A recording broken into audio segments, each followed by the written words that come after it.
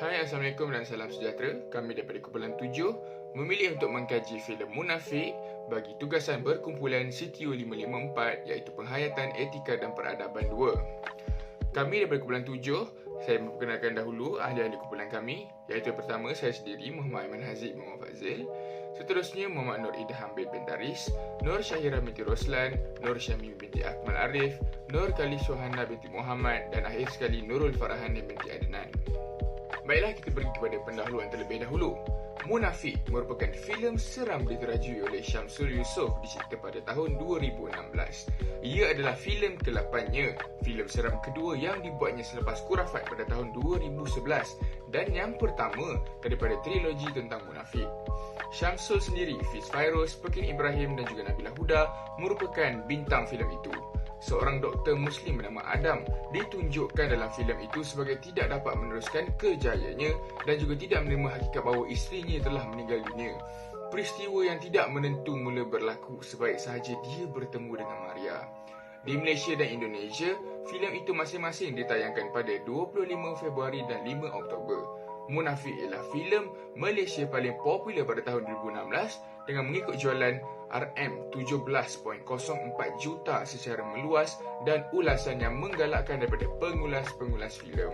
Pada Festival Filem Malaysia 2016, filem itu menerima 9 pencalonan dan membawa pulang 5 anugerah, termasuklah filem bahasa kebangsaan terbaik dan juga pengarah terbaik. Seterusnya, sinopsis kepada filem Munafik arahan Syamsul Yusof. Filem ini memaparkan kisah Adam iaitu seorang ustaz yang mempunyai ilmu menggunakan teknik perubatan Islam untuk menyembuhkan orang yang bermasalah seperti gangguan syaitan ataupun jin. Orang ramai juga memandang tinggi kepada Ustaz Adam ini kerana sikapnya yang sangat merendah diri. Ketika Adam dan isterinya Zulaika terlibat dalam kemalangan jalan raya dan isterinya meninggal dunia akibat daripada kemalangan itu, kebahagiaan Adam mula terganggu. Adam hilang semangat untuk meneruskan hidup akibat daripada kecelakaan itu dan berhenti mengambil berat tentang penduduk tempatan. Adam nampaknya tidak dapat menerima qada dan qadar Allah. Selepas kejadian itu, Adam mula menyepikan diri daripada masyarakat dan lebih gemar meluangkan masa di rumah bersama anaknya Amir. Pada masa yang sama, Maria, salah seorang penduduk kampung Adam, telah mengalami gangguan syaitan ataupun jin yang sangat teruk menyebabkan dia mengambil ubat penenang. Biarpun Maria hidup dalam kemewahan, ia tidak bermakna kerana jin atau syaitan telah pun menguasai dirinya. Ayahnya pula sedang sakit dan dijaga oleh ibu tirinya Zati. Ibu tirinya Zati pula tidak tahan melihat keadaan Maria yang semakin teruk dan meminta bantuan Imam Ali untuk meyakinkan Adam untuk merawat Maria. Kebetulan pula Adam semakin kecewa kerana anaknya Amir sering bersedih kerana merindui ibunya. Walaupun perasaannya bercanggah, Adam menerima nasihat Imam Ali untuk pergi merawat Maria. Keesokan harinya, tanpa diduga, ayah Adam sendiri iaitu Rahim tiba untuk berjumpa dengan Adam dan anaknya. Rahim juga mencadangkan agar Adam pergi berjumpa dengan Maria. Kelakuan Rahim yang aneh membuatkan Adam dan anaknya curiga. Rupa-rupanya satu misteri yang tersimpul baik baru sahaja bermula sebaik sahaja Adam dan Maria bertemu. Dan setiap kali itu berlaku, persoalan demi persoalan timbul dalam kotak pemikiran kami. Kami yang menonton ini tertanya-tanya, siapakah sebenarnya dalang di sebalik segalanya? Adam dihantar untuk menyembuhkan Maria atas sebab yang tertentu. Dan semuanya ada kaitan dengan kemalangan yang menimpa Adam dan keluarganya. Assalamualaikum, hai, saya Syamimi Akmal. Saya akan membentangkan tentang isi dan huraian yang pertama. Isi dan huraian yang pertama ialah etika seorang pendakwah dalam menyampaikan dakwah. Dakwah terbahagi kepada dua, iaitu dakwah berkumpulan dan dakwah terang-terangan. Dakwah adalah tindakan untuk mengajak atau menyeru individu untuk memeluk agama Islam. Antara cara menyampaikan dakwah yang dituntut dalam agama Islam lah adalah menyampaikan dengan cara santun, memperhatikan tingkat pendidikan. Bahasa yang kita gunakan pun kena sesuai. Kalau nak bantah dengan cara yang baik. Filem merupakan salah satu media masa yang memberangsangkan dalam memaparkan mesej dakwah. Salah satu contohnya ialah filem Munafik. Ini tidak hanya berunsurkan ceramah, syarahan dan pidato daripada ustaz dan ustazah. semata-mata, namun filem ini mampu menyampaikan mesej tersirat dan tersurat sehingga memberi impak dan kesan yang mendalam kepada para penonton. Assalamualaikum, nama saya Nurul Farhani Betanenan. Hari ini saya akan menerangkan mengenai isi dan huraian yang pertama, iaitu etika seorang pendakwah dalam menyampaikan dakwah. Dakwah boleh kita dirikan seperti dua, iaitu berdakwah secara terang-terangan ataupun secara berkumpulan seperti ahli keluarga, terdekat dan juga rakan setempat. Daripada Abdullah bin Rasulullah SAW bersabda, "Sampaikanlah dariku walau hanya satu ayat," daripada hadis riwayat Al-Bukhari.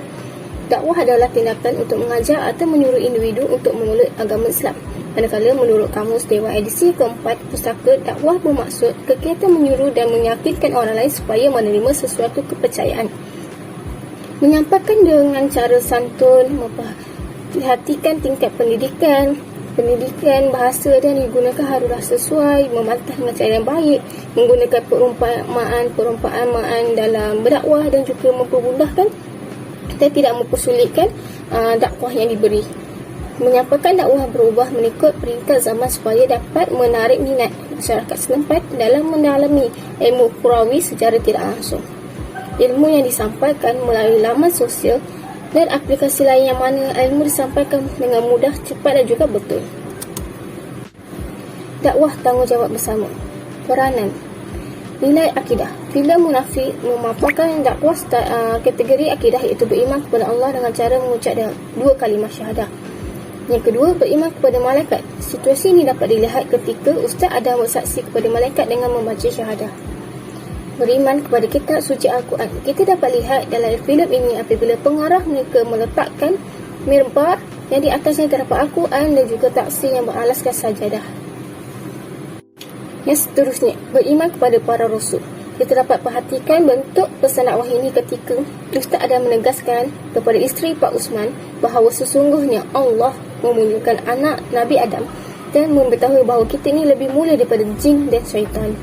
Yang seterusnya, beriman kepada hari kiamat. Semasa Ustaz Adam mengatakan kepada Amir bahawa dengan berziarah kubur dapat memberikan peringatan tentang kematian. Akhir sekali, beriman kepada qada dan qada Allah. Adegan ini dapat dilihat apabila Ustaz Adam menasihati Amir untuk menerima bahawa ibunya sudah tiada dan selamat kembali kepada Allah. Ciri-ciri pendakwah. Menjaga hubungan dengan Allah dapat memberikan keyakinan yang kukuh kepada pendakwah dalam menghadapi rintangan dalam kehidupan. Kesannya dapat menjadikan seseorang itu lebih tabah, sabar dan juga kuat dalam mempertahankan kebenaran. Solat merupakan tiang agama yang wajib dilakukan bagi setiap umat Islam. Kedua, mengawal hawa nafsu. Membaiki dirinya sendiri dan mengawal hawa nafsunya setelah pendakwah dapat mengeratkan hubungannya dengan Allah dan membetulkan niatnya kepadanya. Segala perintah dan larangan Allah hendaklah diketahui oleh pendakwah agar mereka dapat membaiki diri mereka terlebih dahulu sebelum sibuk berdakwah kepada orang ramai. Terusnya, mencintai dakwah dan semangat berkorban untuk melaksanakan dakwah. Kecintaan pendakwah terhadap tugasnya dan usahanya untuk menerapkan agama Islam dalam kalangan masyarakat tanpa berbelah bagi. Pendakwah juga perlu mempunyai sikap pemaaf dan menyedari bahawa setiap manusia melakukan kesalahan dan Allah sentiasa menerima taubat hamba-Nya. Sabar dan tabah menghadapi kesusahan. Banyak halangan dan masalah yang akan dilalui oleh setiap pendakwah dalam melaksanakan tugas dakwah ke jalan Allah.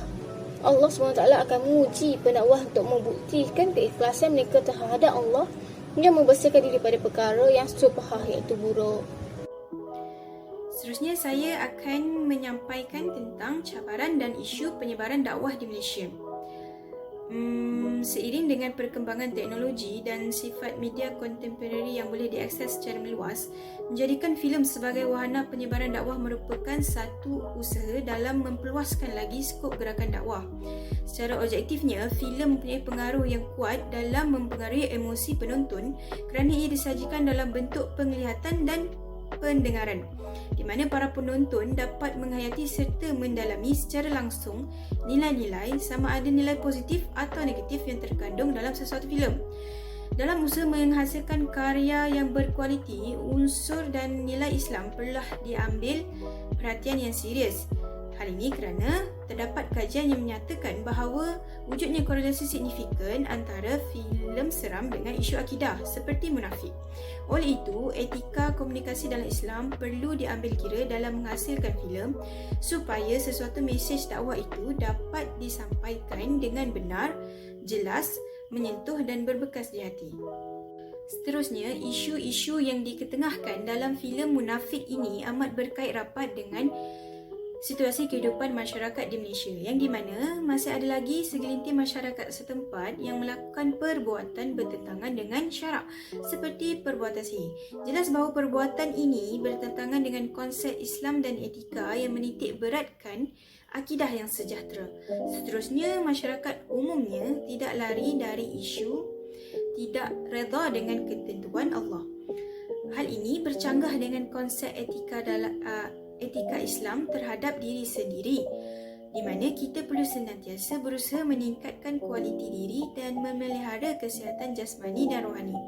Akhir sekali, menjaga hubungan sesama manusia. Islam secara khususnya sangat menitik beratkan kepentingan etika dalam kehidupan, dan ini amat berkait rapat dengan akhlak seseorang. Tuntasnya, isu yang diketengahkan di dalam filem munafik mempunyai kaitan signifikan dengan konsep Islam dan etika, di mana Islam memandang tinggi kepada penghayatan etika peribadi, masyarakat dan negara dalam membina keharmonian, dan ini merangkumi segala aspek kehidupan manusia. Kesan filem ini yang pertama ialah kesan kepada masyarakat, di mana filem ini menunjukkan bahawa perjuangan agama Islam daripada perkara-perkara anasir seperti syirik, khurafat dan munafik tidak menunjukkan jalan yang mudah untuk menghindarinya daripada berlaku di dalam kalangan masyarakat kita pada hari ini. Hal ini kerana perkara seperti ini tidak seharusnya ditentang sehabis-habisnya untuk memastikan martabat agama Islam berada di dalam keadaan yang terjaga. Yang kedua ialah kesan kepada masyarakat. Filem ini menunjukkan bahawa perjuangan agama daripada perkara-perkara anasir seperti syirik, khurafat dan juga munafik tidak menunjukkan jalan yang mudah untuk menghindarinya daripada berlaku di dalam kalangan masyarakat. Hal ini kerana perkara seperti ini seharusnya ditentang sehabis-habisnya untuk memastikan martabat agama Islam berada dalam keadaan yang terjaga. Filem ini menunjukkan bahawa pertolongan di dalam kalangan masyarakat mampu menunjukkan satu impak positif dalam mempertahankan orang dari mempersilakan dan menubuhkan Allah SWT. Firman Allah dalam surah An-Nisa ayat ke-48 bermaksud, sesungguhnya Allah tidak akan mengampuni dosa kerana mempersekutukannya dengan melakukan syirik, dan Dia mengampuni apa dosa yang selain daripada syirik itu bagi sesiapa yang Dia kehendaki. Barang siapa mempersekutukan Allah, maka dia telah berbuat dosa yang besar. Jika perkara ini berterusan, keharmonian dalam masyarakat tidak terjaga. Perkara seperti ini berterusan, penunggang agama seharusnya dihapuskan serta-merta kerana ia merosakkan lagi imej agama Islam kepada dunia luar. Yang ketiga ialah kesan kepada agama dan bangsa. Filem munafik arahan Syamsul Yusof ini telah mendapat perhatian daripada orang ramai. Bukan sahaja di Malaysia, malah di negara jiran juga turut menjadi satu perkara yang mengejutkan industri perfilman. Filem munafik ini berjaya mendapat kutipan sebanyak RM17 juta dalam masa 26 hari. Selain itu, filem ini banyak memberikan pengajaran kepada kita dari segi keagamaan dan juga bangsa. Antara ialah filem ini dikaitkan dengan sifat manusia yang jahil dan mudah lupa terhadap kelebihan yang telah dikurniakan oleh Allah SWT. Antara intisari filem tersebut telah menunjukkan bahawa kelebihan yang diberikan itu mampu menggugat kekuatan keimanan seseorang itu. Rasulullah SAW telah bersabda, siapa yang tawaduk kerana Allah, maka Allah akan berikan darjatnya di dunia dan di akhirat, dan siapa yang sombong, maka Allah akan merendahkannya. Hadis ini diriwayatkan oleh Imam Ibnu Mandah dan Imam Abu Nuaim dari sahabat Aus bin Hawni radhiyallahu anhu.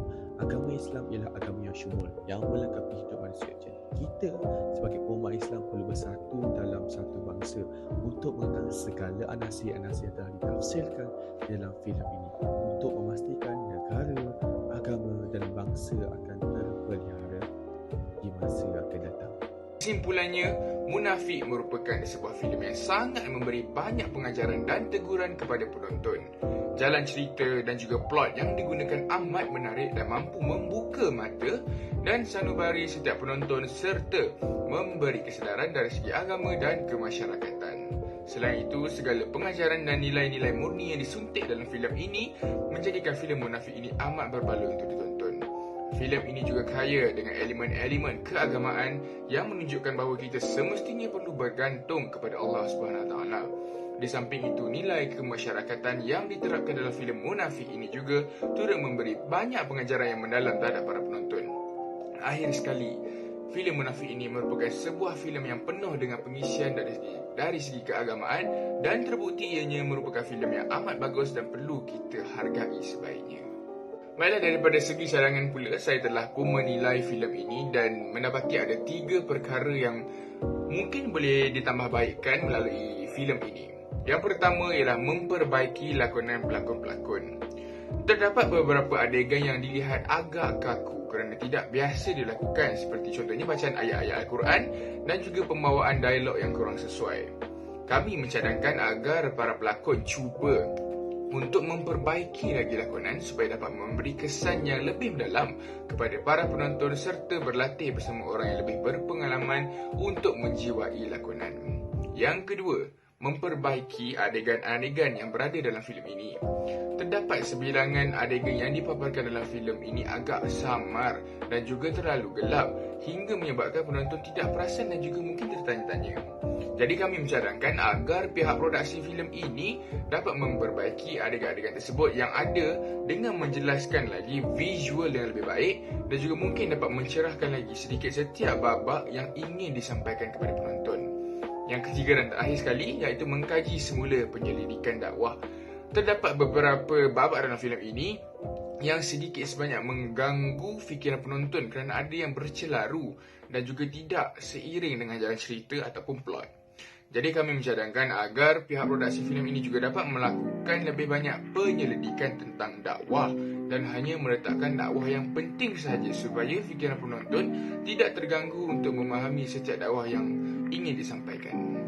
Baiklah, itu sahaja daripada kami. Sekian, wabillahi taufiq wa hidayah. Wassalamualaikum warahmatullahi wabarakatuh. Terima kasih.